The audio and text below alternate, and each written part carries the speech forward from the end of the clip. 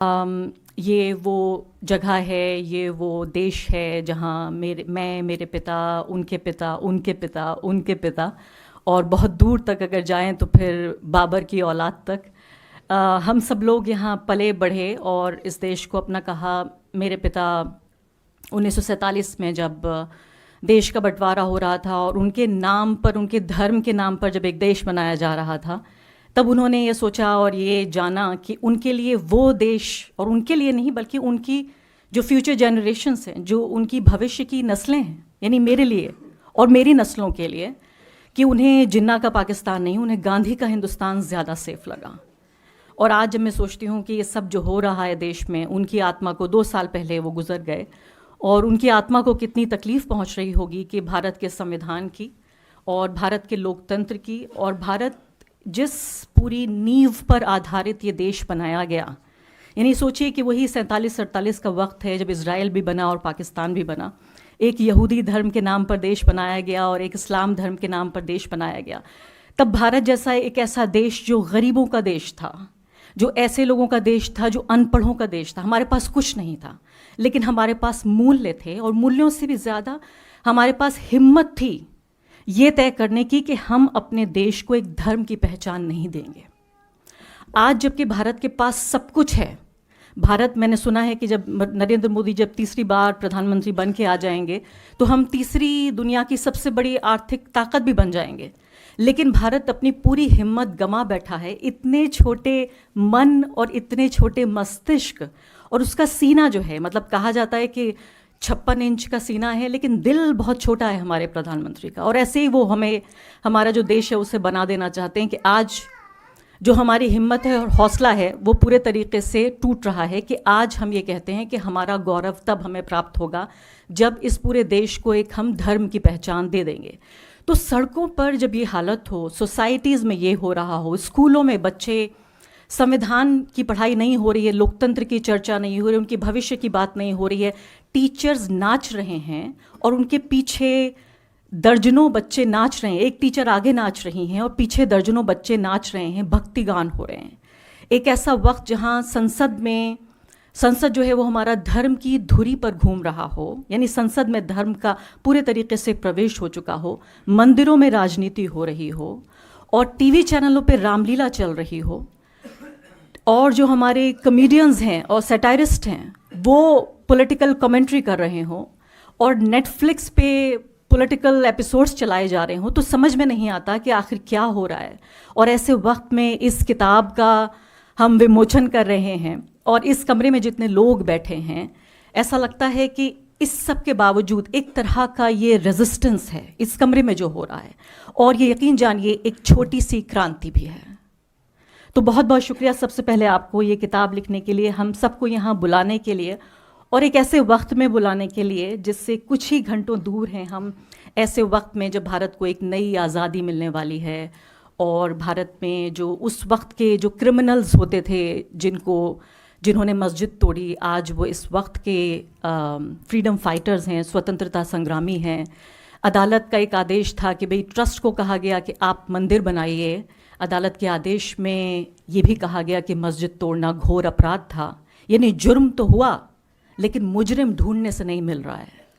उसी आदेश में ये भी कहा गया कि जब आप मंदिर बनाएंगे तो 5 एकड़ जो आपको रहम खा के ये ज़मीन दी गई, उस ज़मीन पर एक रहम की या एक तरस की एक मस्जिद भी बना दीजिए। उस मस्जिद की कोई ईंट नहीं रखी गई, उसका कोई नक्शा नहीं है, अभी ये भी पता नहीं है, मुझे कोई दिलचस्पी नहीं है उस मस्जिद में, लेकिन चूंकि बार बार ये कहा जाता है कि ये बहुत वैध तरीके से काम हो रहा है, कानूनी तरीके से काम हो रहा है, तो इसलिए भी यहाँ ये बताना बहुत ज़रूरी है कि ना तो ये वैध है ना ये कानूनी है। अगर ऐसा होता तो जो कोर्ट के सबसे अहम पहलू थे वो ये था कि अग्रीजियस क्राइम यहाँ पे हुआ है, यानी घोर अपराध हुआ। तो अपराध हुआ, अपराधी नहीं मिल रहा है। मंदिर बनाना था तो मस्जिद भी बनानी थी, लेकिन मंदिर बनाने को लेकर देश का एक ऐसा नेता जिसको 140 करोड़ लोगों ने चुनकर भेजा, वो नेता अपने को सिर्फ एक धर्म का नेता मानकर और जानकर बहुत खुशी से वो घूम रहा है, वो कर रहा है जो उसको करना है, सिवाय उसके कि जो उसका काम है। टीवी चैनल्स, न्यूज़ चैनल्स, मैंने सुना था 92 में मेरी उम्र करीब 11-12 साल की थी और मैं पत्रकारों से सुना करती थी कि उस वक्त पत्रकार कार सेवकों में तब्दील हो गए थे और हिंदी मीडिया हिंदू मीडिया बन गई थी। मुझे बिल्कुल अफसोस नहीं है कि उस वक्त मेरी उम्र कम थी और मुझे पता नहीं था, मैंने टीवी नहीं देखा। आज के दौर में मैं देख रही हूँ वो कार सेवक तो नहीं, लेकिन भक्ति काल जो चल रहा है हमारी पत्रकारिता का, वो एंकर्स जो कहती हैं कि मैं महिला एंकरों की बात कर रही हूँ यहाँ पे, जो कहती हैं कि हम विकसित भारत, प्रगतिशील भारत और आधुनिक भारत की तस्वीर हैं। इस कदर के वो भारतीय परिधान नहीं, कोट पैंट पहन के आस्तीन चढ़ाते हुए न्यूज़ रूम में आती हैं और पुरुषों जैसी भाषा बोलती हैं, क्योंकि उनको ये लगता है कि महिला होने से वो कमज़ोर हो जाएंगी। पुरुषों जैसी भाषा बोलती हैं। आज वो बड़े बड़े तिलक लगाकर श्लोक पढ़ रही हैं।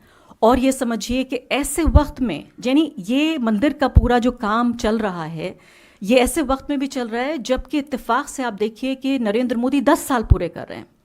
और 10 साल मुझे लगता है कि एक किसी देश के लिए, एक समाज के लिए, लोकतंत्र के लिए, एक व्यक्ति के लिए भी एक बड़ा, एक तरह से मील का पत्थर होता है। किसी भी देश की मीडिया होती, और ख़ासकर एक ऐसा मीडिया, आप सोचिए कि जो मानवता का विकास है, जो ह्यूमन डेवलपमेंट है, उसमें हमेशा बताया गया कि दो एक बड़े बाधाएं आती थी। एक तो ये था कि ट्रांसपोर्टेशन का अच्छा सिस्टम नहीं था और दूसरा था सूचना का प्रसार।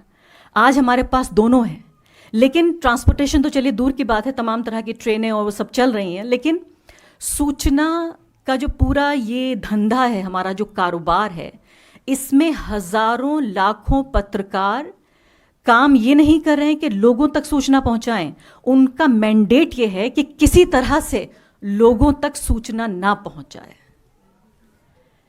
सबसे ज्यादा शर्म और अफसोस की बात है कि उन्होंने पूरा जो मानवता का विकास था, ये सिर्फ भारत की बात नहीं है, और भारत में दुनिया के सबसे ज़्यादा जो वाइब्रेंट मीडिया स्पेसेस हैं उनमें से मैं भारत को आंकती हूँ। और भारत का जो लोकतांत्रिक विकास हुआ, हमारे समाज का जो विकास हुआ, उसमें सबसे बड़ी चीज़ जो गौरवशाली हमारा पूरा इतिहास है, उसमें ये भी है कि यहाँ मीडिया का बहुत अच्छा स्पेस है। आज उस पूरे मीडिया को, जिसे हमें पूरा तानाशाही हम सिस्टम कह रहे हैं, ताना और शाह मिलकर किस तरीके से ये पूरा तंत्र तैयार कर रहे हैं कि पूरे तरीके से जो हमारे पत्रकार हैं वो ऐसे भक्तों में तब्दील हो गए। एक छोटा वीडियो मैंने देखा जिसमें किसी ने कहा कि कंबल पत्रकारिता है। तो क्या हुआ कि ठंड इतनी है वहाँ अयोध्या में कि कंबल ओढ़ कर पत्रकार पीटीसी कर रहे हैं। तो ये कंबल पत्रकारों ने नहीं ओढ़ रखा है, ये कंबल जनता को ओढ़ाया जा रहा है ताकि वो बेरोजगारी की बात ना करें, महंगाई की बात ना करें, ताकि वो अपनी तकलीफ़ों को भूल जाएं। मेरी एक दोस्त हैं, बड़ी धार्मिक हैं, वो मेरी बहुत करीबी दोस्त हैं, दामिनी यादव। उन्होंने मुझे बताया कि वो किसी ऑटो रिक्शा में जा रही थीं और ऑटो रिक्शा वाले से जिक्र हुआ कि भाई क्या बात है कि बड़ा परेशान हूँ, बच्चे की फ़ीस नहीं दे पा रहा हूँ। तो उन्होंने कहा कि वो अक्सर उनकी मदद किया करती हैं। तो उन्होंने कहा कि ठीक है, ये बात सही है। फिर उन्होंने बताया कि लेकिन ठीक है, लेकिन ये तो देखिए इस तरफ तो मोदी जी मंदिर बना रहे हैं, ये तो बड़ी खुशी की बात है। तो उन्होंने कहा कि ऑटो ड्राइवर ने कहा कि हाँ, मंदिर बन रहा है, ये खुशी की बात है, मैं कुछ नहीं कर पाऊंगा तो मंदिर की सीढ़ी पर भीख मांग लूंगा। तो जहां अगर ये सेंटिमेंट हो तो आप ये बताइए कि बहस शुरू कहां से की जाए और ये बहस खत्म कहां पर हो। आज हमें ये बताया जा रहा है कि भारत इतना बड़ा विश्वगुरु बन गया है, जहां पर रूस और यूक्रेन के बीच युद्ध मोदी जी ने 3 घंटे के लिए रुकवा दिया ताकि जो स्टूडेंट्स हैं उनको सेफ पैसेज मिल सके। तो वो युद्ध रुकवा सकते हैं रूस और यूक्रेन का, लेकिन मणिपुर में 200 से ज़्यादा लोग मर गए, हमारी माताओं बहनों को निर्वस्त्र नंगा घुमाया गया। कश्मीर के जो बदतरीन हालात हैं, हमारे किसान 700 मारे गए, जो पहलवान हैं, जो बाकायदा महिला सशक्तिकरण की पहचान है, उनके साथ, उनकी आबरू के साथ किस तरह का खिलवाड़ हो रहा है, वो सब मोदी जी नहीं रोक पा रहे हैं, लेकिन वो रूस और यूक्रेन के बीच वो युद्ध रोक पा रहे हैं। मैं तो कहती हूँ कि सरकारों का काम होता है प्रोपेगेंडा करना। वो प्रोपेगेंडा पिछली सरकारें करती रहीं, ये सरकार थोड़ा अच्छा करती है, इसका प्रोपेगेंडा में एक्सपर्टीज़ है। यहाँ मुश्किल ये है कि यहाँ एक ऐसी आबादी तैयार हो गई है जो इस प्रोपेगेंडा पे यकीन करना चाहती है। आज इस किताब को जब आप पढ़ेंगे तो ये किताब राहुल गांधी की तस्वीर के साथ आपको मिलेगी, लेकिन इस किताब की जो कहानी है, जो इस किताब का मर्म है, मेरी नज़र में 2 चीज़ें हैं। पहली बात यह है कि भारत की मीडिया ने भारत के लोकतंत्र की हत्या कैसे की। ये सबसे बड़ी बात है। और इस हत्या के लिए न्यूज़ रूम का भगवाकरण कैसे हुआ, और ये दोनों एक दूसरे के पूरक हैं, एक के बिना दूसरा संभव नहीं था। इस न्यूज़ रूम के भगवाकरण की गवाह आपकी ये छोटी सी पत्रकार भी रही है। ये बहुत पहले शुरुआत हो चुकी थी। इसकी शुरुआत नरेंद्र मोदी ने आके, जो हमारी सांप्रदायिकता थी, जो समाज और राजनीति में जो इस वक्त फल फूल रही है, और जो खेती कांग्रेस पार्टी के समय जो बीज बोया गया था, उसका जो फसल है वो अब काटी जा रही है। उस वक्त सिर्फ ये था कि ढक के, छिप के, थोड़ा शर्म के साथ, कंबल ना उड़ाकर तो स्कार्फ ओढ़कर सांप्रदायिकता हुआ करती थी। मेरे जैसे पत्रकारों ने महसूस की है, आज वही स्कार्फ कंबल बन चुका है। तो वही फर्क है कि उन्होंने आके इसी सांप्रदायिकता को फैशनेबल बना दिया है। ये जो पूरे 20 साल की कहानी जो उन्होंने अपनी जिंदगी और अपनी पत्रकारिता के जरिए लिखी है, ये बहुत अहम किताब है इस पूरे प्रोसेस को समझने के लिए। अभी आपने एक बहुत अहम बात कही, आपने कहा कि राहुल गांधी जब बोलते हैं, तो मेरे भी बहुत ही वेल मीनिंग मेरे जो जर्नलिस्ट फ्रेंड्स हैं वो कहते हैं कि ये बड़ी एनजीओ की भाषा है, लोकतंत्र की रक्षा करेंगे, लोगों को अधिकार देंगे, उनकी आज़ादी बरकरार रखेंगे, मोहब्बत की दुकान और विभाजनकारी राजनीति नहीं होनी चाहिए। अब कह रहे हैं न्याय यात्रा करेंगे। ये सब क्या है? ऐसे क्या चुनाव जीते जाते हैं? आप ये सोचिए कि वेल मीनिंग लोग, और ये बात सच है कि जब हमारा ज़मीर मर जाता है तब हम ये समझते हैं कि हमें एक मक्कार और एक बहुत ही शातिर और एक ऐसा व्यक्ति जिसके अंदर कोई मूल्य ना बचे हों, जो बेज़मीर आदमी हो, वही आदमी देश को चला सकता है। और अगर आप इंसान के तौर पे बहुत अच्छे हैं तो आप नालायक हैं। आप इस लायक नहीं है कि आपके हाथ में बागडोर दे दी जाए। मैं अभी 24 घंटे पहले ही केरल से लौटी हूँ, और इत्तेफाक से मैं कैलीकट गई थी तो थोड़ा और दूर निकल गई, वायनाड तक चली गई, राहुल गांधी की कंस्टिट्यूएंसी में होके आई। कोई ऐसा दुकानदार बाकी नहीं है जिसके पास एक राहुल गांधी की कहानी ना हो, कि राहुल गांधी आए, यहाँ बैठे, उन्होंने चाय पी, उन्होंने बातचीत की। और ये खबर आप में सब कुछ लोग जानते, मैं नहीं जानती थी। मैंने आज तक किसी अखबार में और मैंने कभी किसी टीवी चैनल पे ये खबर नहीं देखी कि राहुल गांधी अपनी कंस्टिट्यूएंसी में हर पहले, मतलब ये सोचिए 5-6 हफ्ते में मुझे पता चला कि वो वहाँ जाते हैं और लोगों से बातचीत करते हैं। तो ऐसा व्यक्ति, एक तरफ ऐसा व्यक्ति है कि अपनी माँ से मिलने जाता है तो कैमरा लेके जाता है, दूसरी तरफ एक ऐसा व्यक्ति है जो खुद की पॉलिटिकल एक्टिविटी जिसको उसको पब्लिसाइज करना चाहिए वो उसको पब्लिसाइज नहीं कर रहा है।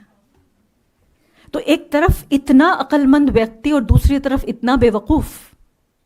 तो जिस शातिर और मक्कार और बेजमीर नेता की तलाश है इस देश को, उन लोगों को भी जो वेल मीनिंग लोग हैं, जो कम्युनल नहीं है, जो फाशिस्ट नहीं है, अगर वो ये कहते हैं कि ये व्यक्ति इस लायक नहीं है। लेकिन मैं आपको आज ये बताना चाहती हूँ, भारत में ऐसे करोड़ों लोग हैं जिनकी आज भारत में ये आस्था अभी भी बनी हुई है कि यहाँ एक ऐसा नेता है जो भारत को दोबारा एक लोकतंत्र और धर्मनिरपेक्षता, उदारता के रास्ते पर ले जाना चाहता है।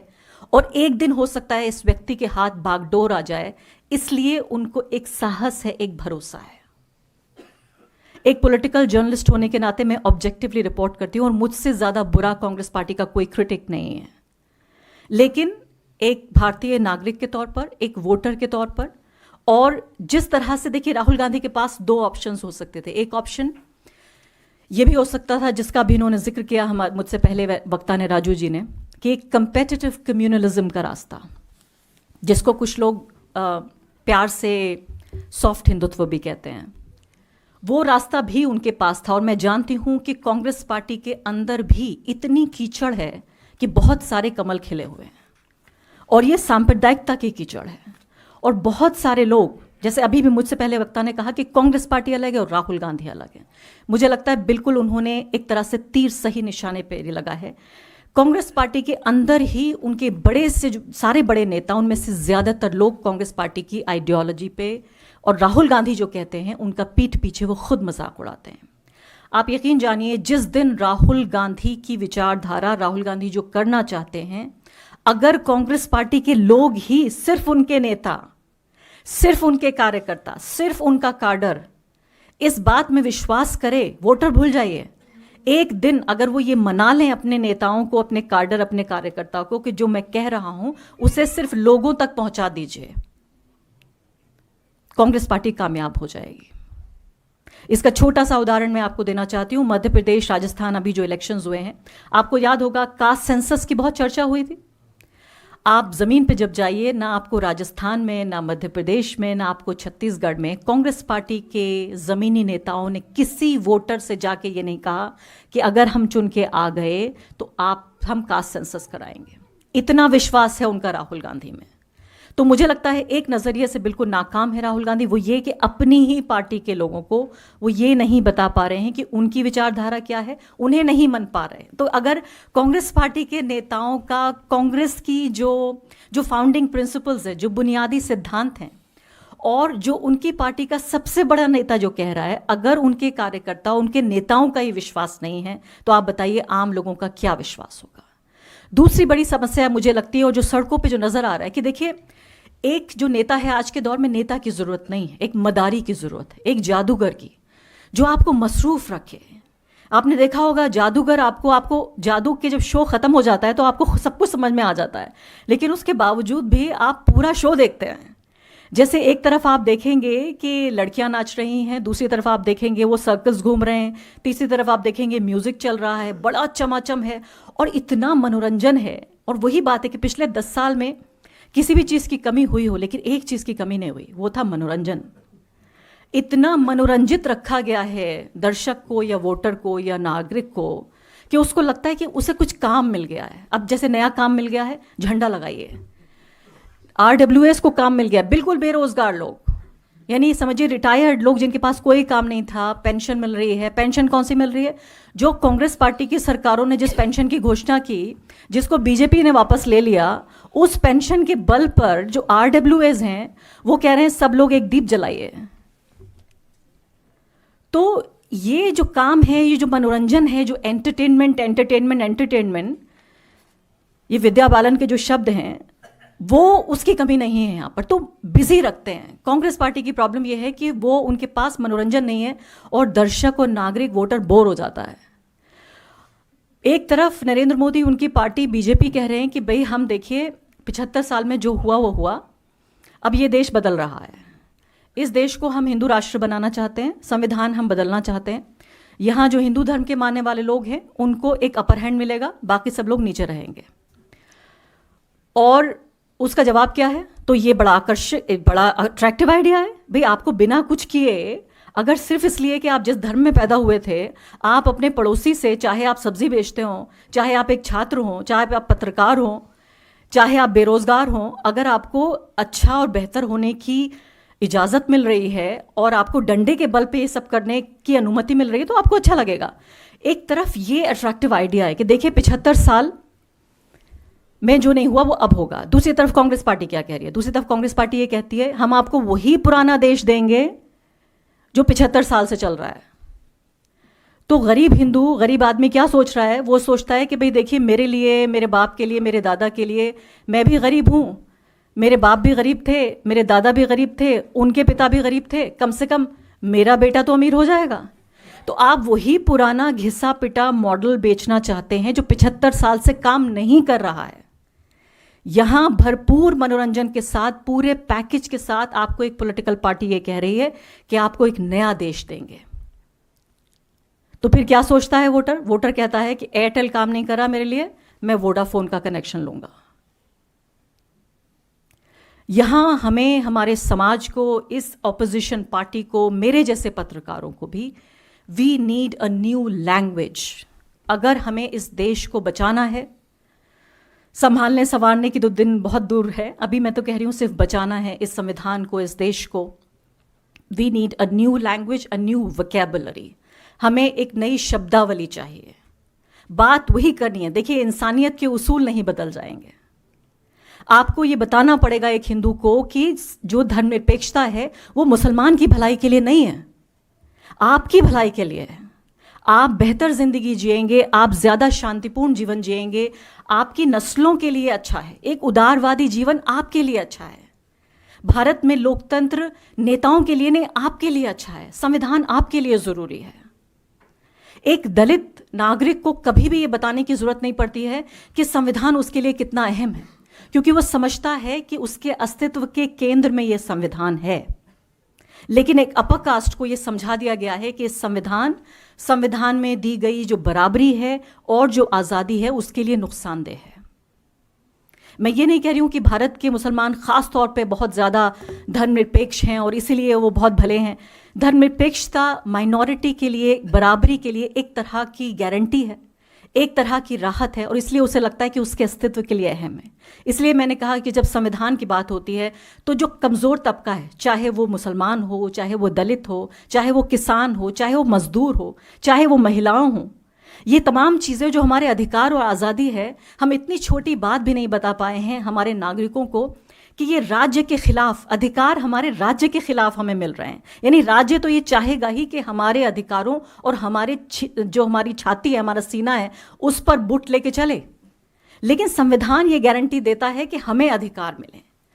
मुझे लगता है कि नए सिरे से यहाँ इस कमरे में बैठे हुए लोग, हम सब की एक एक की, और सबसे बड़ी जिम्मेदारी मैं अपने ऊपर लेती हूँ, हमारी सबकी ये जिम्मेदारी है कि एक नई शब्दावली हम ईजाद करें, हम ऐसी बात करें जो मन को भाए। मैं यहाँ ये नहीं कह रही हूँ कि हम एंटरटेनर्स बन जाएं और उन टीचर्स की तरह स्कूलों में नाचने लगें और तमाम चीज़ें करने लगें, लेकिन मुझे लगता है कि भारत के और भारतीयों के मन को टटोलने की ज़रूरत है और लोकतंत्र में उस पूरे प्रोसेसेस को समझने की ज़रूरत है।